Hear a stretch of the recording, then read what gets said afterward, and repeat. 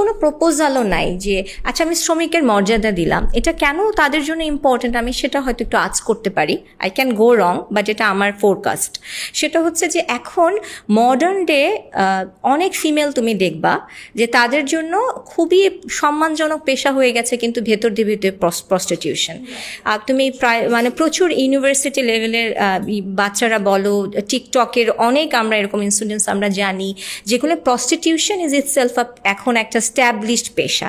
এবং একেবারে গ্রাম থেকে উঠে এসেছি আমরা যারা, এরকম উদাহরণ দিয়ে দিয়ে আমরা বলতে পারবো যেখানে বাবা মা খুবই ধর্মীয় মূল্যবোধ পারিবারিক মূল্যবোধে বড় করছে, কিন্তু ঢাকা শহরে এসে বা একটা ল্যাভিশ লাইফস্টাইলের জন্য যখন আমাদের জন্য সুগার ড্যাডি এবং পুরুষের স্খলন তো সারা জীবন, এটা তো আজকের সমস্যা না। এটা যদি আমরা নতুন করে বলি যে 2025-এ এসে পুরুষ স্খলিত, এটা তো সত্যি না। এই একটা সেগমেন্ট মাংসাশী পুরুষ, এটা একেবারে সৃষ্টির শুরু থেকেই ছিল। তাই হয়েছে যে আমার জন্য বরং এগুলো অনেক ইজি হয়ে গেছে এখন। সো আমি যেটা আমার কাছে খুব হাস্যকরভাবে মনে হয় যে তারা অনেক আগে থেকে অধিকারটা নিয়ে নেওয়ার চেষ্টা করছে, যে এদেরকে একটু শ্রমিকের মর্যাদা দিলে আমি বলতে পারবো আমি এ গ্রেডের শ্রমিক, আমি বি গ্রেডের শ্রমিক। তো বেসিক্যালি কিছু একটা জিনিস স্ট্যাবলিশ হচ্ছে সমাজে, তাকে তারা মডার্নাইজড করতে চাচ্ছে, বাট তাদের আসলে এখানে রিহ্যাবিলিটেশনের কোনো প্ল্যান নাই।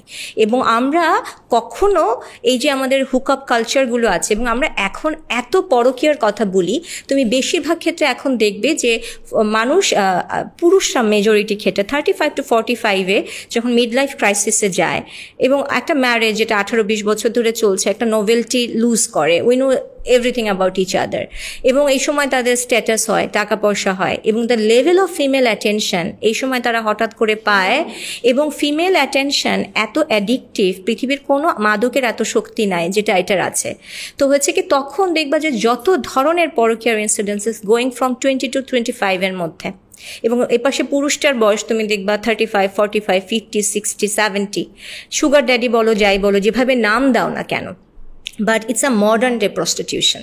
এবং হয়েছে কি আমাদের হাজার হাজার ঘর ভেঙে যাচ্ছে আসলে, কারণ আমরা এটাকে কোয়েশ্চেন করছি না, অথবা আমরা বাধা দিচ্ছি না, অথবা আমরা বলছি যে ইটস ওকে। এবং এইটাকে আমি যখন কিছুদিন পরে এটাকে একটা পেশা হিসেবে তুমি এস্টাবলিশড করাই দিবা, শব্দের মারপ্যাচে হোক, লিগ্যালিটির মারপ্যাচে হোক, যখন তুমি কাউকে বলবা যে তুমি একজন শ্রমিক, তার মানে কিন্তু তুমি তখন ওনারা তো আইনেরই মানুষ ছিলেন। আমি অনেকজন আইনজীবীকে দেখেছি, নারী অধিকার সংস্কার কমিশনে আছেন, তার মানে আপনি ব্রোথেলকে তখন লিগালাইজ করবেন? এখন পর্যন্ত আমি যদি ভুল না করি বাংলাদেশে ব্রোথেল কিন্তু লিগালাইজড না। কিন্তু যখন আপনি বলবেন একটা শ্রমিক কোথায় কাজ করে? একটা অর্গানাইজেশনে, একটা ফ্যাক্টরিতে।